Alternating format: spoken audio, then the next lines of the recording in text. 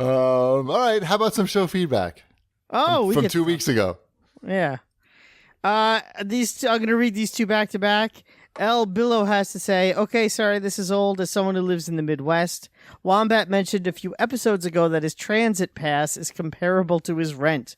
Please elaborate. I drive 2 miles to work. Houses here average $150,000 and we have no public transportation. I would like to hear all three chime in. Cheapy, how expensive was Japan? How cheap is it where you live? I don't know if we're going to answer all that. Blue Rock has to say, best of luck with the Penn Station repairs. Oh, we're not going to answer any of that, is what you mean. Yeah. I just wanted to lead into the train issues. It sounds like it's going to be ugly coming in on the Long Island Railroad. My train ticket, because that's something you could easily look up online, is $300 a month, which is more than I paid for rent in college. Right. You don't pay rent anymore, just to clarify. I don't pay rent anymore. I pay more than that now. I pay more than $300 a month to live in my house. I'll go as far as to say that. $305. That was my electric bill last month, I believe. But $300 is pretty steep for transportation when I still have to pay for 2 cars and car insurance. So, yeah, it totally sucks. I don't know. What do you want me to say about that? The Penn Station debacle. Come to Ohio. Yeah, right? Where the Penn Station debacle hasn't been as bad as I think it was.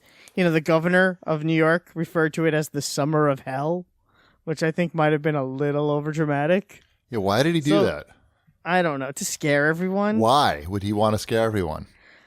I don't know, but it hasn't been that bad. Like my train going in and my train coming home weren't affected. So they just basically canceled some trains for the summer. Mm-hmm. I had no problems today. Me neither. So on my 1:19 p.m. train. Yeah, my 7:14 train was just fine this morning. 7:14. Yes. And I just answered his question about how expensive was Japan, because I get this a lot. People think that Tokyo is super expensive. Manhattan is a lot more expensive, at least when it comes to rent. I think that just like the apartment demand in Manhattan is a lot more than the demand in Tokyo. And in Tokyo, they're always building new apartment buildings. Anything that's old is considered sort of worthless. So eventually they just tear them down. In New York, and I think in San Francisco as well, they're so valuable, these apartments, that even when they're super old and shitty, landlord has no real motivation to tear them down and build new ones because you can still get a shitload of money for the old ones. So there's not that much new supply coming along. And so I think like Manhattan rent, I would say, is like almost twice as much as what it is in Tokyo. But yeah, none of us are paying rent anymore. Excellent. What else? Scott Dave has to say, has there ever been a movie that Wombat raved about? I've been listening to the CAGCast for over 8 years, and I can't recall one. The biggest compliment he gives a movie are good, okay, or fine. If there hasn't been a movie that made you say, that was great, then perhaps movies aren't for you. Boo. Which I guess is something you would say to someone who studied film for. You really liked Man of Steel. I have a degree in film. I think I like film. I'm well versed in it, at least. Educated. No, they're not for you. Yeah. Scott clearly Davis they're not for me. It's not that it's I like being critical of movies does not I think you're misunderstanding criticism with like or dislike.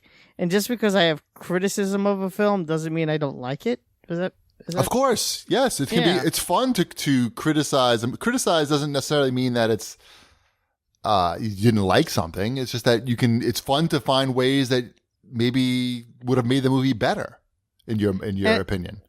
Yeah, I don't think that this is something that's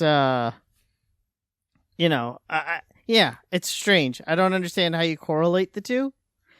It also would be really boring if every time we brought up a movie, it was, that was great. And then we just moved on.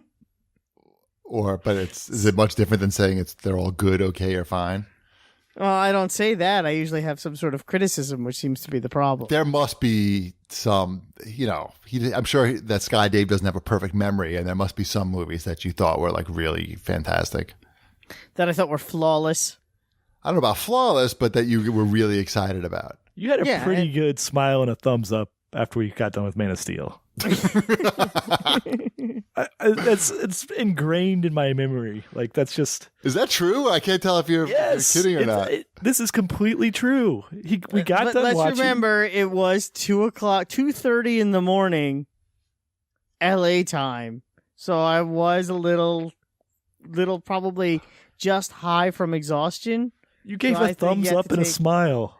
You have to give anything I say under those circumstances. That's like being on, like, in a deprivation tank for 3 hours, and when they let you out, you have a thumbs up and a smile because you're not dead. You were happy that just to get the fuck out of there. I think I know. I was. I think there was part of me that's like, it was great, and bed.